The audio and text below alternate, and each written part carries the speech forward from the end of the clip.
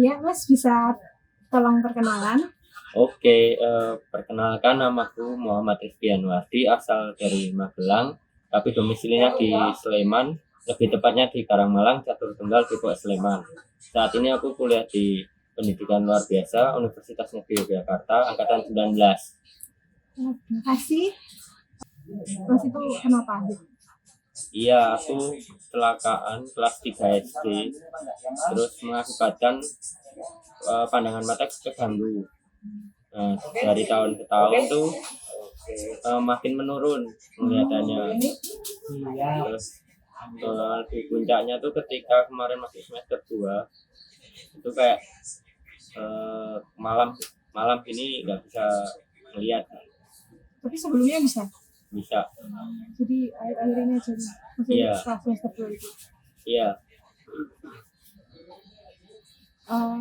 Dengan keadaan Mas yang kayak gini tuh orang tua gimana sih? Maksudnya mendukung kah atau gimana? Sejauh ini mendukung sih untuk keputusan yang aku ambil dan supportnya. Kebetulan untuk masalah apapun nggak ada pembatasan ya, jadi ya bebas aja, nggak pulang atau apa, yang penting kabarnya baik. Itu support aja gitu ya. Iya. Kalau masyarakat gimana? Misal lingkungan sekitar Mas ini. Lingkungan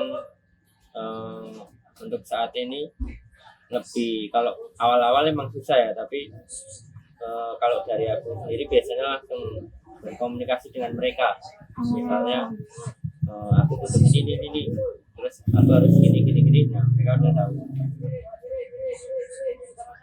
Tapi emang kalau awal-awal ya belum tahu, karena harus sosialisasi dulu kan masyarakat. Kalau untuk kegiatan saat ini apa? Kegiatanku, aku di kampus apa di luar kampus? Boleh di luar kampus, di kampus juga organisasi atau apa? Di kampus tuh aku ikut relawan PLB. Itu nanti kayak mengasesmen, mengidentifikasi atau intervensi dini kaitannya dengan misalnya ada klien yang masuk, terus ini tuh gangguannya apa gitu. Nah, kita nanti mengidentifikasi, mengasesmen, intervensi kayak gitu. Biasanya anak kecil sih, dan kebanyakan malah autis yang nanti masuk ke kliennya.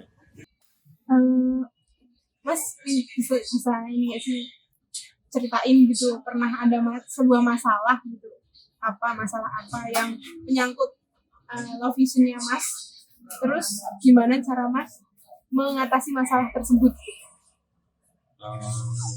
Dulu awal jujur ya, dari kelas 3 istilahnya apa ya, mualaf mungkin, dari ke non disabilitas ke jadi disabilitas. Nah itu tuh berhenti sekolah 6 bulan.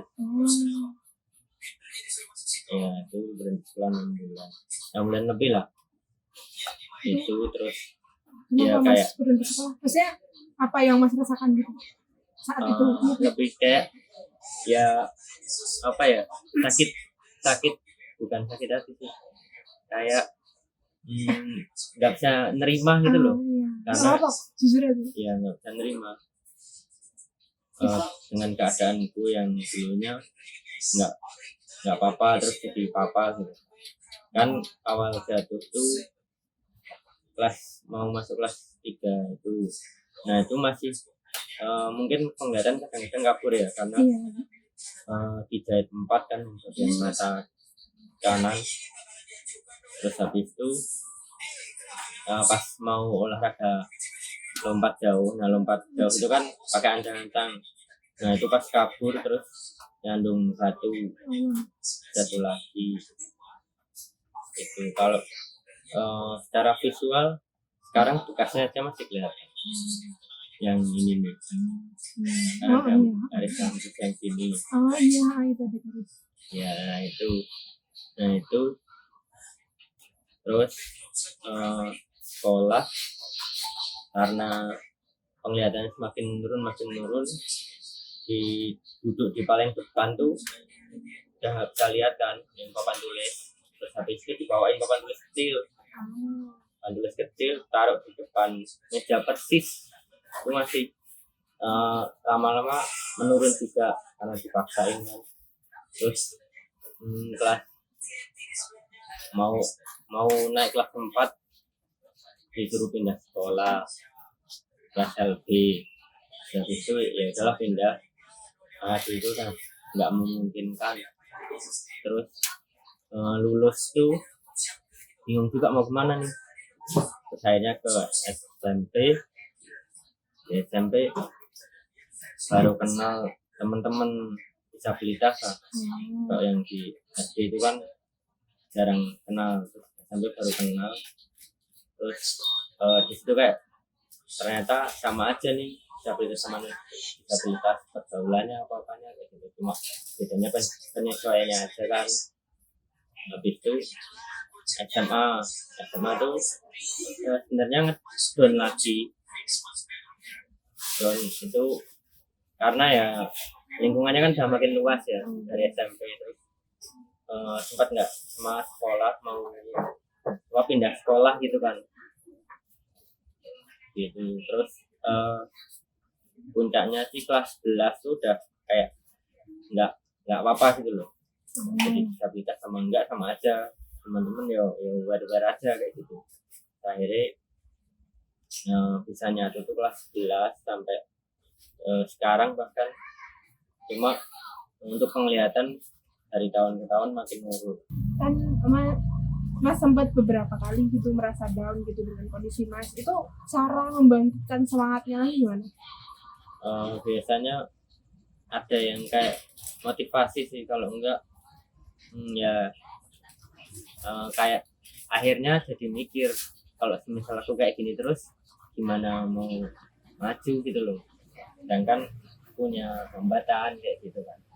Terus ya udah akhirnya tuh selain motivasi sadar sendiri gitu loh. Cuma kalau yang pas kelas 3D ya mungkin karena masih kecil. Ya. Jadi itu lama sih prosesnya.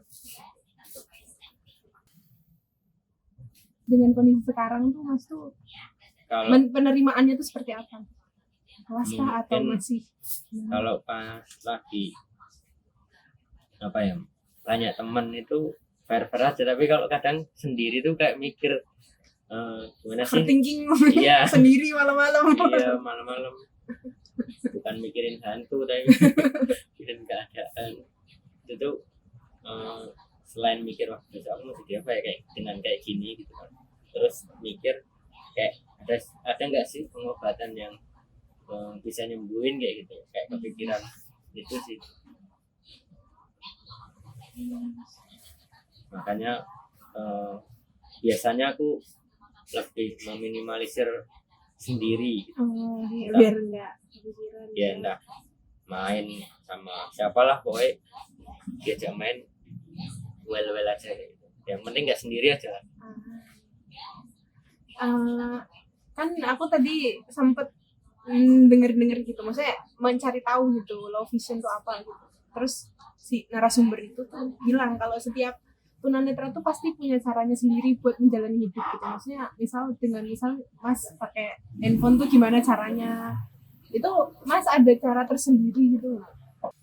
Biasanya penyelesaiannya tuh pas kepergian, misalnya aku udah nggak lihat nih, terus aku bilang aku kalau gini udah nggak lihat, terus aku sama kamu aja kayak gitu, ke lawan bareng mainku lah bilang. Terus kalau misalnya kan banyak nih teman-teman disabilitas tuh misalnya ke bank lah, itu kan kita sering menerima kayak penolakan misal bikin rekening. Nah itu kita harus menjelaskan kalau ya kita tuh bisa gitu loh bikin rekening, kita bisa ngelola uang sendiri dan lain-lain kayak gitu. Kita harus lebih menjelaskan. Jadi kan kalau penyesuaiannya mungkin lebih ke sosialisasi ke mereka. Jadi kalau di Indonesia ini menurut Mas untuk orang-orang awam gitu masih ini nggak aware nggak sama keadaan Mas gitu?